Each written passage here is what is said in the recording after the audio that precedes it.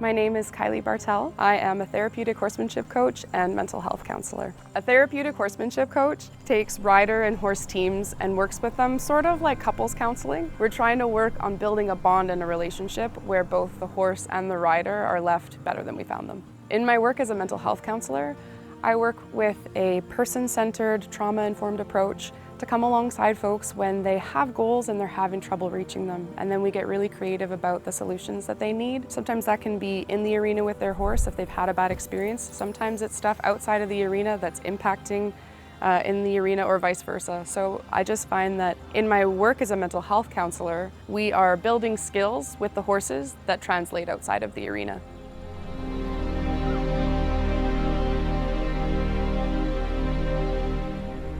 I really love a lot of different disciplines when it comes to being with horses because I think different disciplines have different things to teach us. And so the heartbeat that brings me through all of it is just how do we do well by the horse.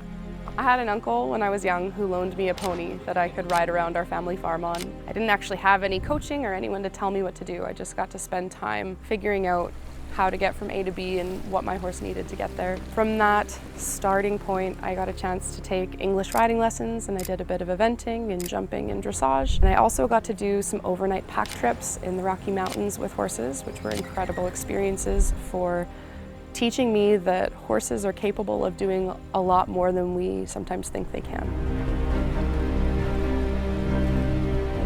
My interest in mental health actually grew out of one of my passions for horses when I was working at a ranch for kids from tough backgrounds. Working with the horses created these opportunities for kids to grow both mentally and emotionally, and it got me interested enough in what was happening that I wanted to go back and study it in greater depth. So that prompted me to apply for a master's degree, and I got into a program to study counseling psychology.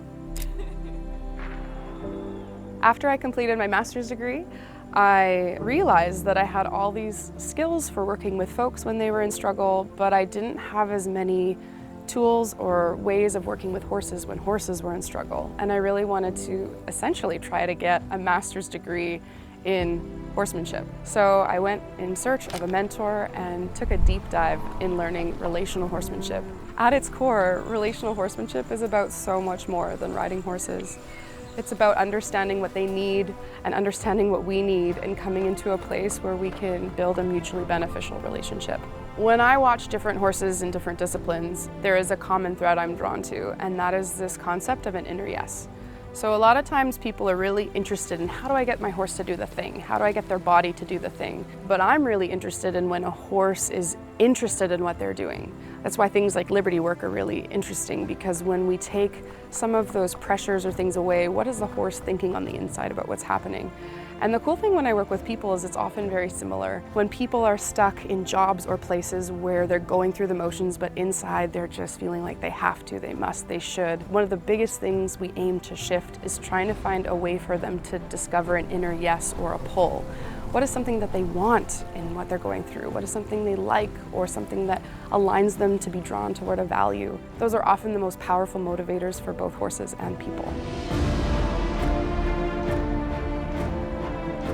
You know, if someone was a little hesitant to try a relational approach with horses and get more into this therapeutic side of what they can offer, I would actually just pause and go, cool, it's great to be where you're at, but I would be really interested in what's sparking your curiosity. Because I can say even from my own experience with my own horse, it started from a place of I want to go do this with her.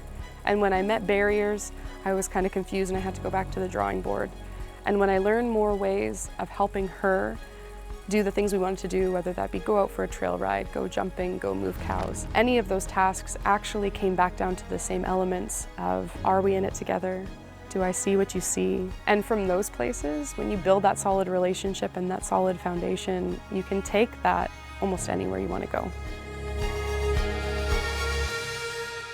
I will be forever thankful for the impact that horses have had in my life, because as I have pursued doing well by them, I have learned things about myself that have entirely changed my life outside of the arena. I think of some of the defenses I had, which were probably more on the side of coming across overly happy and bubbly, when maybe inside I was a little lower or having a hard time. Horses helped me with all of those skills, and then I watched as those skills that I practiced in the arena took me to new places in my job or in relationships. I don't think I could ever go back because the peace that comes from inside is just too good to give up. If you want more of this journey, the best part is that you can come as you are. You don't need your next horse that you think you need to get to that next level. There's so much that can be learned right now where you're at and where your horse is at too.